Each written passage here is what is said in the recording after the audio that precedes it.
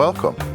The Invisible School trains groups of all sorts to engage in a high level of dialogue. We do this through a method called the dialogue game.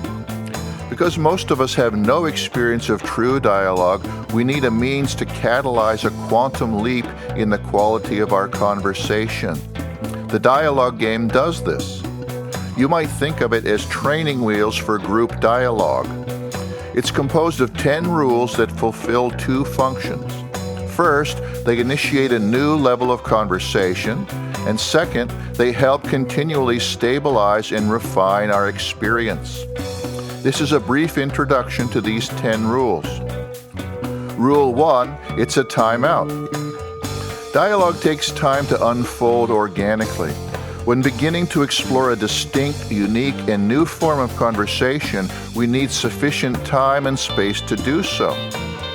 By making a clear separation from habitual concerns, predetermined points of view, and any hierarchical positions in society or at work, we create the space for something new to emerge. This rule reminds us to take sufficient time to relax, reflect, and rejuvenate. The more effectively we do this, the more deeply we sink into dialogue. Rule 2, no right or wrong answers. Much of our schooling involves intense concern with right and wrong answers, which have no place in dialogue. This new form of conversation thrives on multiple points of view and subtle shades of meaning. The habit of thinking in terms of right and wrong kills dialogue. This is not to say one must eliminate pre-existing attitudes or opinions, merely suspend them for the duration. Dialogue develops a habit of mind that is softer and more flexible. Rule 3, make no decisions. Because dialogue is an open-ended exploration, we never make any decisions. This is a distinct difference from the modes of debate and discussion. By refusing to make decision, we keep our minds open and take plenty of time to explore all aspects of an issue or question and how they all interrelate. Because it's impossible to live our lives, individually or collectively, without making decisions, we consciously leave the field of dialogue to enter discussion where we can make necessary decisions. But when we first spend time in dialogue to explore all sides of an issue, then the actions we choose to take are more effective. Rule 4, you may pass. This rule acts like a safety valve to assure that we all feel comfortable and relaxed. In our school experience, we're often called on to answer questions and then graded on our response. It's embarrassing and hurts our well-being when we don't know an answer. Since inquiry is fundamental to dialogue, all participants must be free to ask probing questions, but no one is compelled to answer. When someone chooses to pass, we often discover an interesting response from a different participant. The key is that everyone feels safe to volunteer their best thinking, no matter how new or unexamined it may be. The more everyone feels safe to share their thoughts, the greater the number of interesting thoughts brought out of hiding voluntarily. Rule 5, think in new ways. Plato said that dialogue often leads to flashes of insight not anticipated. This is one of the great benefits of true dialogue. This rule embodies an attitude that invites more flashes of insight to occur. When we deliver pre-rehearsed speeches or voice predetermined opinions, we are simply rehashing the past. But when we encourage each other to think in new ways by exploring different facets of an issue or connecting it to other interpretations or experiences, we synthesize new perspectives that uncover new possibilities in the present and open the door to new futures. Rule 6. Ask interesting questions. A key characteristic that distinguishes dialogue from debate and discussion is the greater number of questions.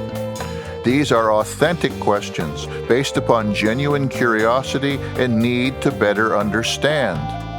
This rule encourages a new habit of mind. Rather than meeting unpleasant or unclear statements with judgment or dismissal, we learn to ask questions to help better understand what was said. The more we do this, the more we weave all comments and questions into a rich tapestry of meaning. Questions are powerful magnets that draw deeper understanding to us. Rule 7. Maximize cohesion.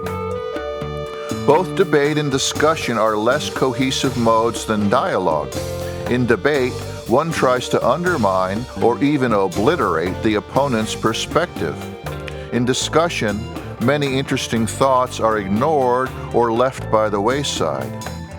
But in dialogue, we make an effort to include all comments, all perspectives, and all participants, integrating them into a greater whole than the sum of the parts. This has many benefits, including the fact that we all feel better when our contributions are recognized and valued, and this creates a snowball effect that brings out the best in everyone. Rule 8. Honor diversity. Dialogue thrives on diversity of subjects, perspectives, and voices.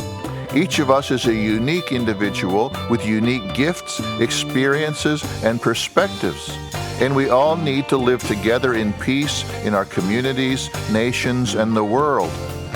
The Dialogue Circle is a microcosm where we practice diversity and receive the benefits immediately.